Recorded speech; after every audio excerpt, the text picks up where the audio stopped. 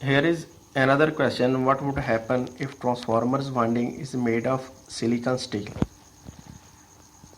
कि अगर ट्रांसफार्मर की वाइंडिंग कॉपर की बजाय सिलिकॉन स्टील की बना दी जाए तो क्या होगा।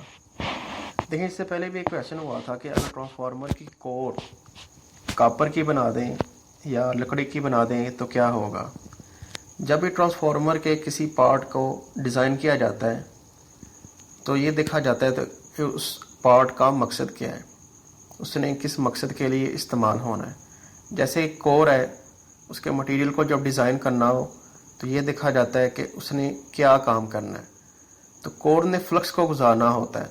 तो सबसे मेन खासियत जो कोर के मटेरियल को डिज़ाइन करते हुए देखी जाती है वो ये है कि ऐसा मटेरियल इस्तेमाल हो जिसकी परमिएबिलिटी यानी फ्लक्स को गुजारने की सलाहियत ज़्यादा से ज़्यादा हो।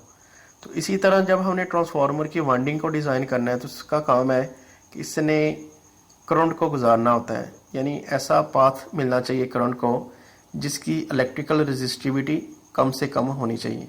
यानी ट्रांसफार्मर की वाइंडिंग डिज़ाइन करने के लिए जो मटेरियल की सबसे मेन खासियत है वो ये है कि उस मटेरियल की रेजिस्टिविटी कम से कम हो, या कह लें कि उसकी कंडक्टिविटी ज़्यादा से ज़्यादा हो।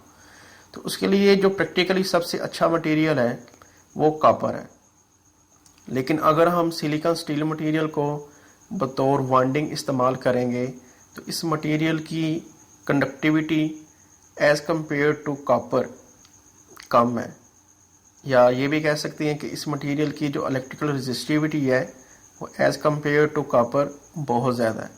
तो अगर हम सिलिकॉन स्टील मटेरियल को बतौर वाइंडिंग इस्तेमाल करते हैं तो इलेक्ट्रिक करंट के रास्ते में बहुत ज़्यादा रुकावट पेश आएगी, जिसकी वजह से वाइंडिंग गर्म भी होगी, बहुत ज़्यादा कॉपर लॉसेस भी होंगे और वाइंडिंग जल भी सकती है।